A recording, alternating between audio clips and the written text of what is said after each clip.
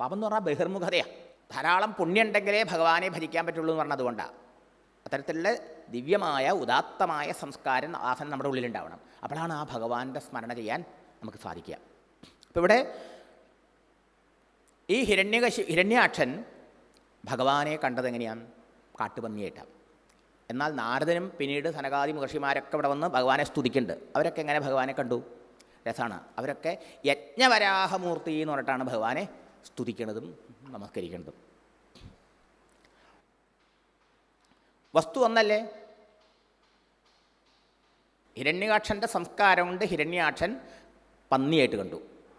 ഇതേ പന്നിയെ ഋഷിമുനികളോ യജ്ഞസ്വരൂപനായി കണ്ടു. എന്തായി താല്പര്യം? യജ്ഞം എന്ന് പറഞ്ഞാൽ എന്താ? യജ്ഞം എന്ന് പറഞ്ഞാൽ വിഷ്ണു എന്നാണ് അർത്ഥം.